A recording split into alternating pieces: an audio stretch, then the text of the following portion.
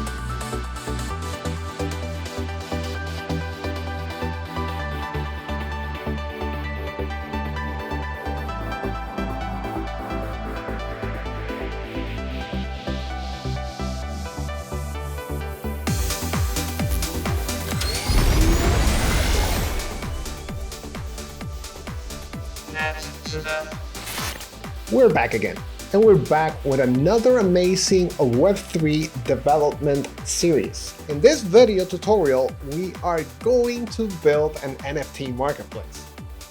And when we talk about building an NFT marketplace, we're not building a simple ERC-721 smart contract and a simple dApp that users can access, a simple graphical interface that users can access and mint a token. This is another level, okay? And when we say this is another level, we are expecting that you understand the foundation in Web3, meaning you know how wallets interact with a browser, how can we make calls from either a desktop or a mobile device to the blockchain using your cryptocurrency wallet, using your ERC-20 wallet. And we also are assuming that you understand how smart contracts work, okay? Because this is on another level. We need to touch a lot of things, okay? And this is what this video is for. It's for you to learn how can we get our blockchain skills to the next level. Because this is not just deploying NFT collections. We now need to build an application in which users can log in and mint their own NFTs. Not a particular NFT collection, but their own NFTs. And we earn revenue by providing the platform so they can upload their art and they can mint the NFT. They can also sell that. So they can announce that NFT in our platform so someone can actually go ahead and buy it. We, as the developers of that marketplace, we will earn developer fees. We will earn listing fees. So we will charge X amount of tokens for that particular transaction or that particular service. The customer, the seller, or the buyer are gonna be interacting between each other. We just give them the platform to do so. Very similar to OpenSea. OpenSea does not have any proprietary NFT collections. They don't. All they do is facilitate interaction in the blockchain with any NFT collection smart contract or any ERC-721 or 1155 smart contract, which they're basically giving a graphical interface for the end user to make that transaction way simpler, okay? A lot of moving pieces. When I say that there's a lot of moving pieces, I mean that there's a lot of moving pieces. This is not a simple ERC-721 smart contract and not a simple Web3 application. We are handling so much stuff here to make this happen, but that's what we're here for. I always think this way. If this was easy, everyone, and I mean everyone, will be doing this. And that's what we're here for, to make it happen. Let's go. So we need to understand the order of operation in the Web3 communication and an NFT marketplace. How do we build an NFT marketplace? How do we start to build the NFT marketplace, right? And how do we allow the interaction between the end user, in this case, the buyer and the seller? It's a marketplace. We need to allow anyone to sell their assets, and we need to allow anyone to buy the assets that are being put up for sale.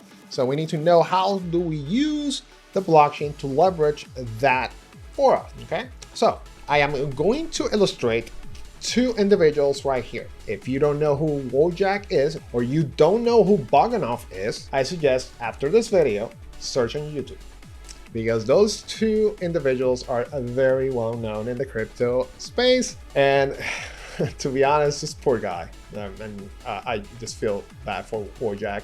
I think you are going to identify yourself a lot with this character right here, okay?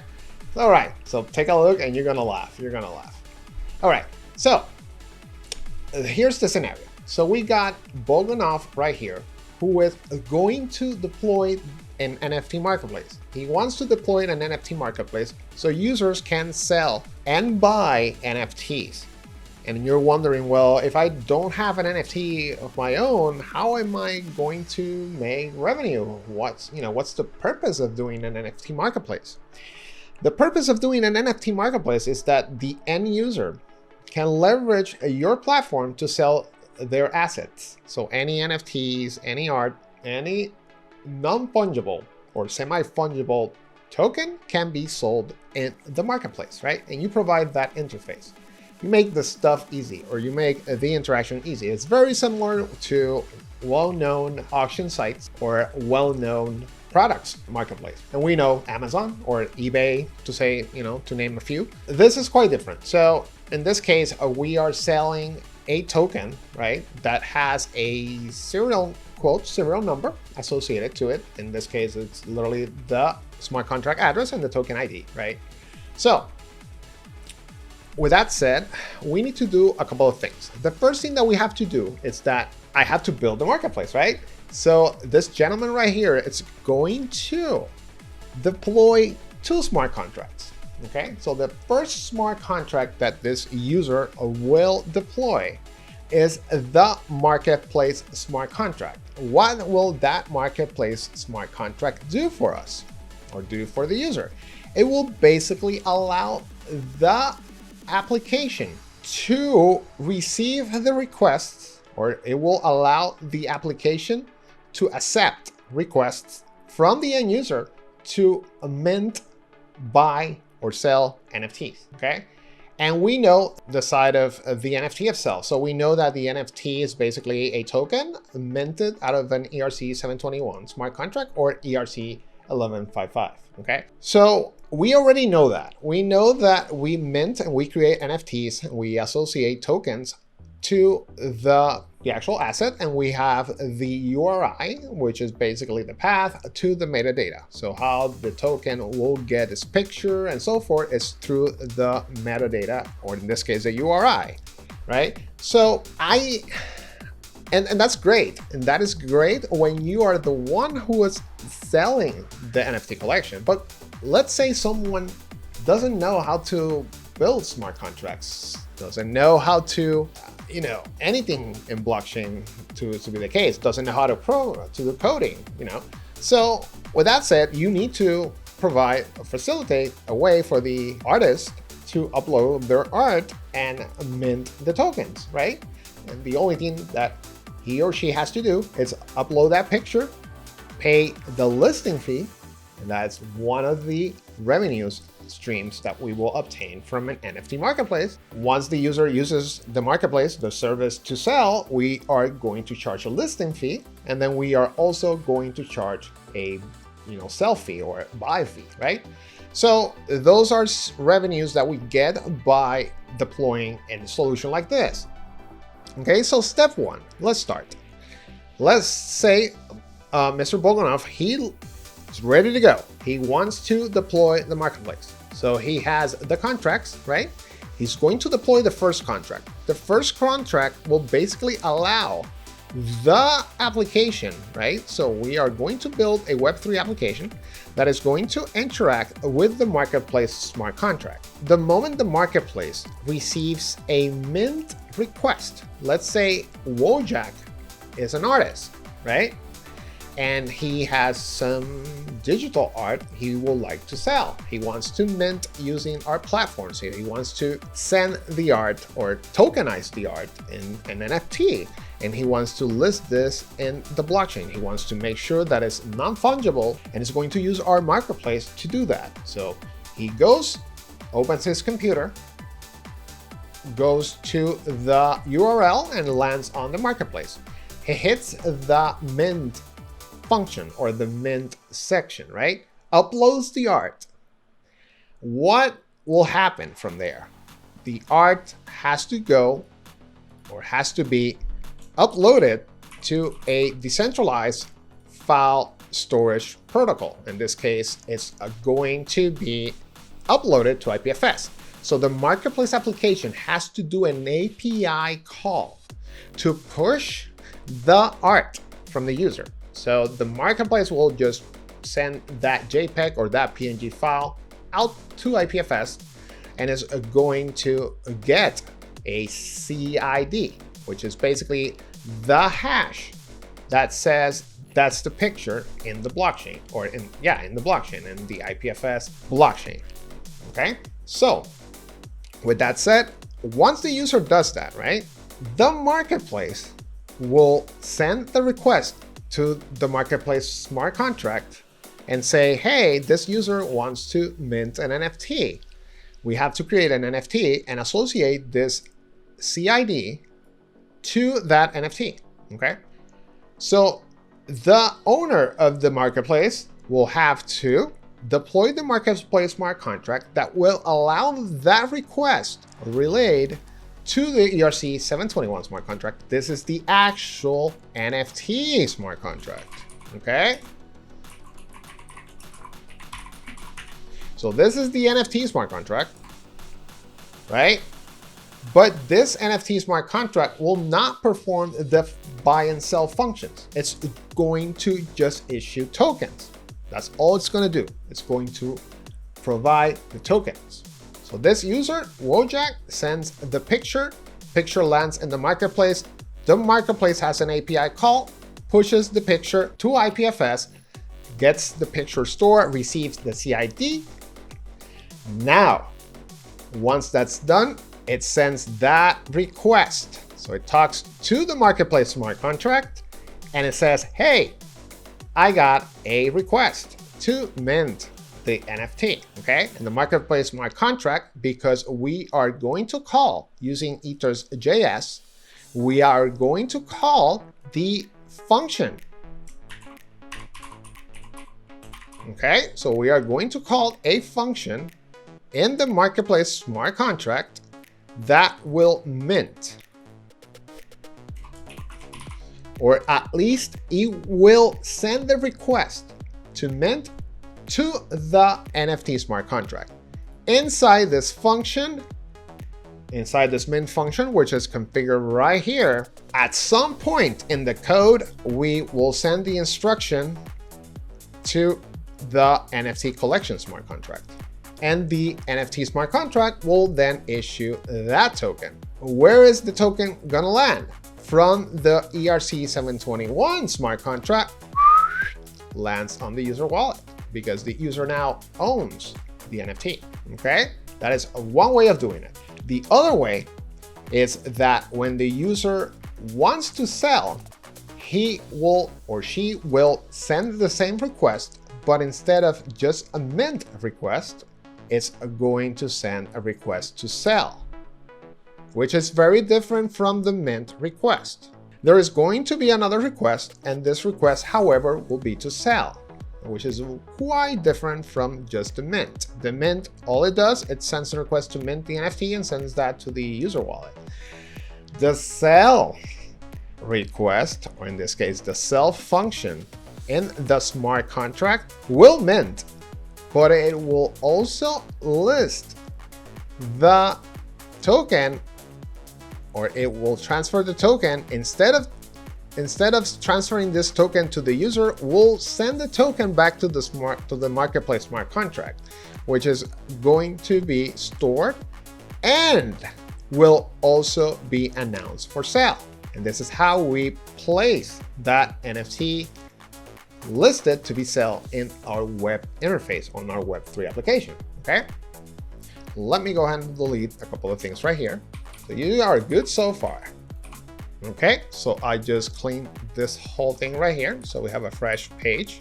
Okay, so now that the user has sent the request to mint the NFT, but also put it up for sale in the marketplace, now we got the NFT listed, right? So the NFT is available right here. So now the NFT, NFT 1, that user NFT, now it's listed in the marketplace. So that NFT will be here and is going to be available for purchase. Now we get another user. This second user, let's label this guy to be the seller. And then we will have another user who's going to be the buyer. We're just going to say Bob because, okay. So now the difference right here is that now Bob wants to buy this NFT, right?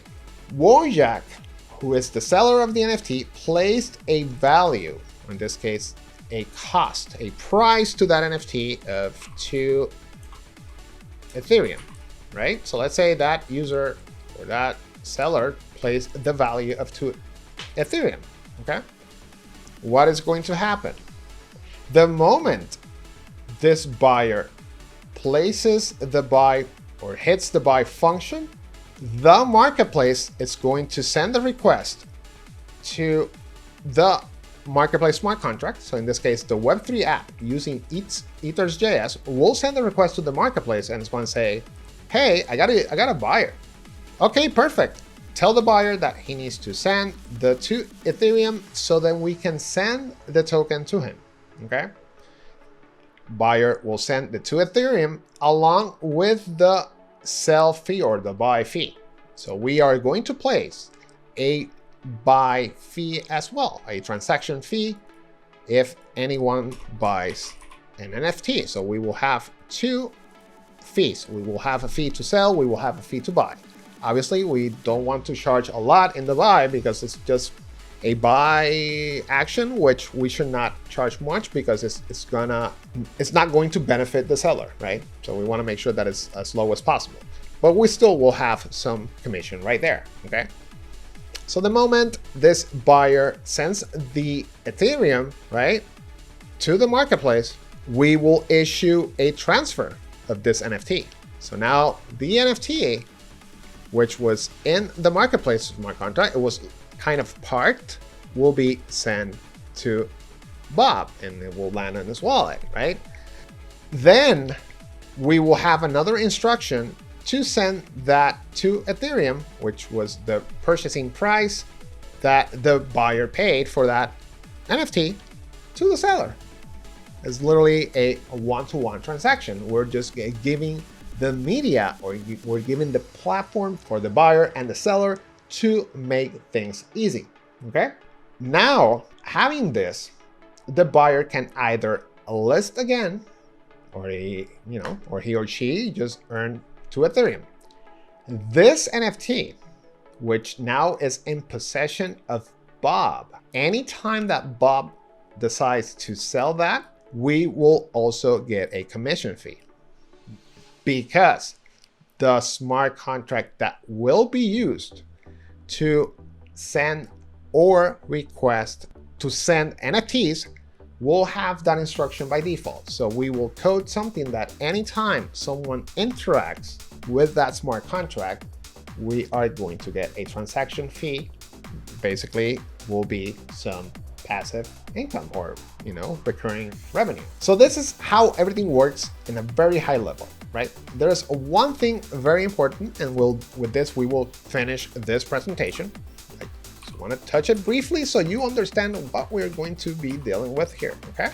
And that is, we have to discuss how will the marketplace send those requests. And there is a tool or at least I say a framework that will allow us to interact with the blockchain like if I was a user, like if I was just any other user.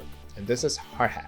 With Hardhat, I can send the request on behalf of the marketplace to the smart contract. The smart contract will send the instruction to the blockchain. From the blockchain, we'll communicate to the ERC-721 smart contract, and we will hit the mint function and so forth. So we will have the mint, we will have the transfer, right? So we will have those functions right there.